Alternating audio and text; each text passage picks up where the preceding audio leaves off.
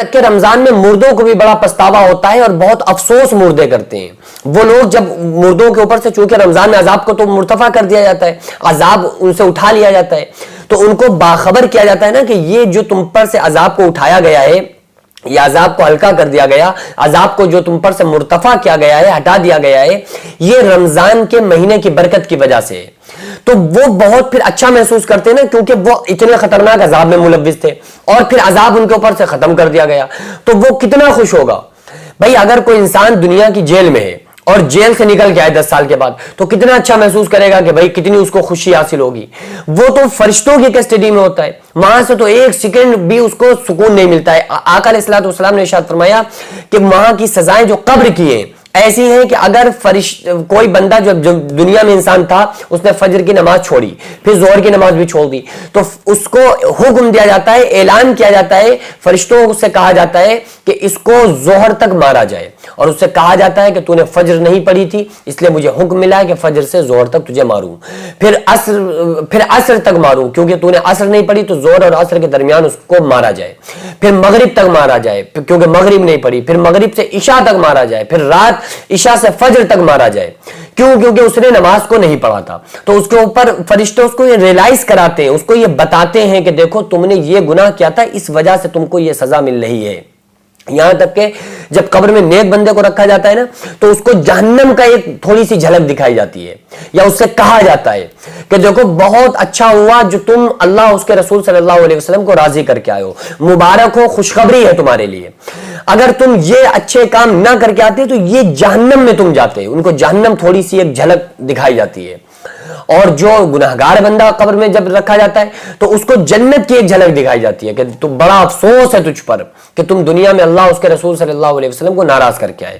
یہ جہنم جو تم دیکھ رہے ہو، اگر تم نے اچھے کام کیے ہوتے تو اس جنت میں جاتے، اب اس جہنم میں جاؤ گے جو تم جہنم دیکھ رہے ہو۔ تو پھر ان کو یہ ریلائز کرایا جاتا ہے۔ تو رمضان میں جب ان کے اوپر سے عذاب کو اٹھایا جاتا ہے، مرتفع کر دیا جاتا ہے، تو ان کو اس چیز کی خبر ملتی ہے کہ بھئی یہ مہینہ اللہ رب العالمین کا مبارک مہینہ، یہ رمضان کا مہینہ آ گیا ہے۔ تو اس لیے انسانوں کے اوپر سے اللہ تبارک و تعالیٰ انسانوں کے لیے کیا فرماتا ہے؟ حکم دیتا ہے کہ جنت کے دروازوں کو کھول دیا جائے، جہنم کے دروازوں کو بند کر دیا جائے۔ اور آقا علیہ الصلوۃ والسلام نے رمضان سے ایک دن پہلے فرمایا، صحابہ بیٹھے ہوئے تھے، آپ صلی اللہ علیہ وسلم نے فرمایا بتاؤ کون آ رہا ہے؟ تو صحابہ کرام فرماتے ہیں کہ ہم پریشان ہو گئے، ہمیں لگا کہ شاید کوئی جانی دشمن نہ آ جائے، کوئی لشکر نہ آ جائے جو ہم پر حملہ کر دے۔ پھر آپ صلی اللہ علیہ وسلم نے فرمایا کون آ رہا ہے؟ تو کہا یا رسول اللہ صلی اللہ علیہ وسلم کہیں کوئی دشمن تو نہیں آ رہا ہے، کوئی جان لیوا حملہ کرنے والا کوئی دشمن یا کوئی قوم تو نہیں آ رہی ہے؟ تو آپ صلی اللہ علیہ وسلم نے فرمایا نہیں، بلکہ اللہ کا رمضان آ رہا ہے، اللہ کا مبارک مہینہ آ رہا ہے۔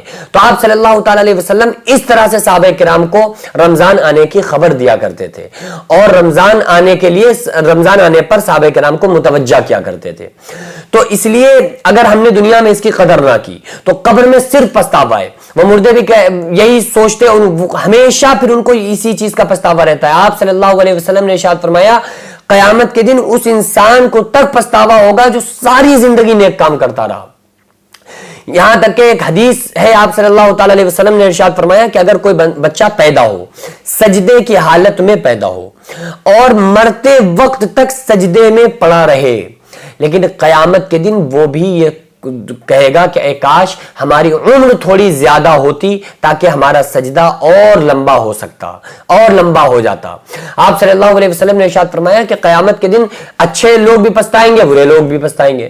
تو صحابہ نے کہا یا رسول اللہ صلی اللہ علیہ وسلم برے لوگ پچھتائیں گے تو سمجھ میں آتا ہے کہ بھئی انہوں نے برے کام کیے، اب جہنم میں جا رہے ہیں، اچھے لوگ کیوں پچھتائیں گے؟ تو آقا علیہ الصلوۃ والسلام نے ارشاد فرمایا اچھے لوگ اس لیے پچھتائیں گے کہ اور نیکیاں کر لیتے، اور زیادہ ثواب کما لیتے، کیونکہ وہاں تو پھر یہی حرص رہے گی نا کہ کاش ہم ایسا کر لیتے۔ اور قیامت کے دن لوگ خون کے آنسو روئیں گے اور کہیں گے کہ اللہ ایک بار دنیا میں بھیج دے، اب ساری زندگی نماز پڑھیں گے، اب ہمیشہ قرآن پڑھتے رہیں گے، ہمیشہ سچ بولیں گے، ہمیشہ اچھے کام کریں گے، ایک بار دنیا میں بھیج دے۔ تو اللہ تعالیٰ فرمائے گا کہ نہیں، وہ پہلی بار میں نے تم کو پیدا کیا تھا، دوبارہ اٹھنے کو سچ کیوں نہیں سمجھتے تھے؟